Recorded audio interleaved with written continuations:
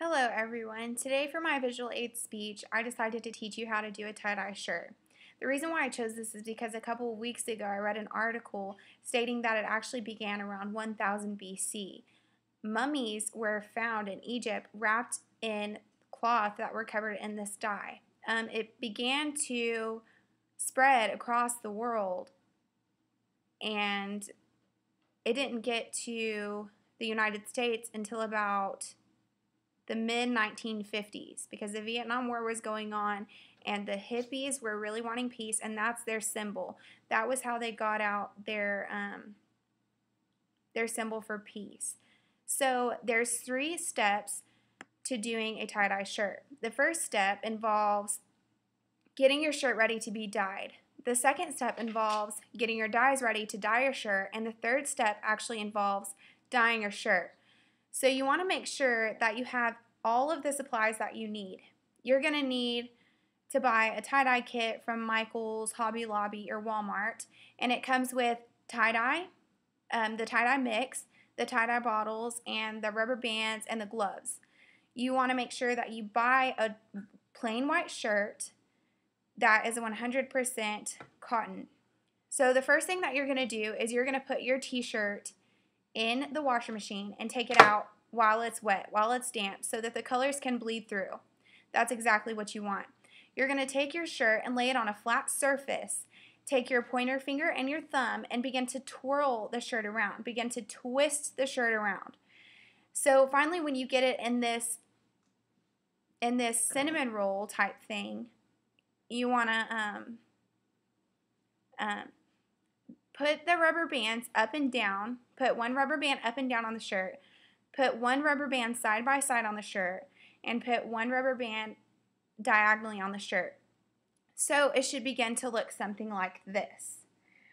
So you're going to want to have 6 equal sections with your rubber bands. This is the cinnamon roll looking thing.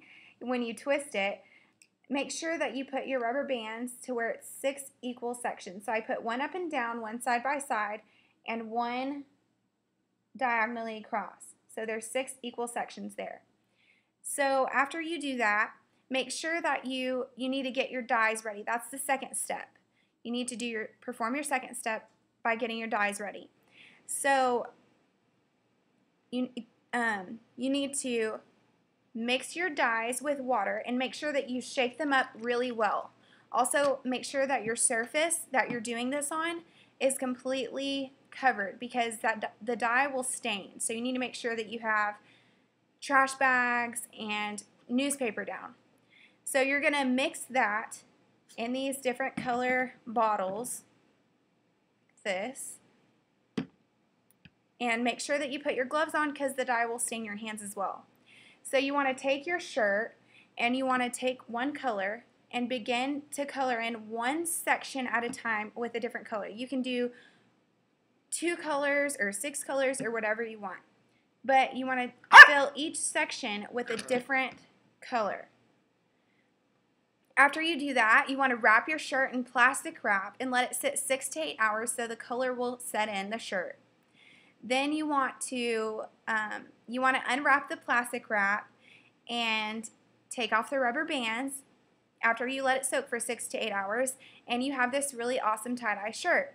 And this is what it should look like. I made this last night, and I'm really excited because it's the best one I've ever made. Here it is. And that's my tie-dye shirt. So remember, it's 3 simple steps, very simple. The first step, it involves getting your shirt ready. So make sure that your shirt is damp and follow the rest of the steps. The second major step is getting your dyes ready, mixing it with water, make sure you put on your gloves, clean surface, shake it up. And then the third step involves dyeing your shirt. Put a different color in each section and then let it sit 6 to 8 hours in plastic wrap. Take that all apart, and then you should come up with this really cool tie-dye shirt. Very simple and easy, and it's awesome.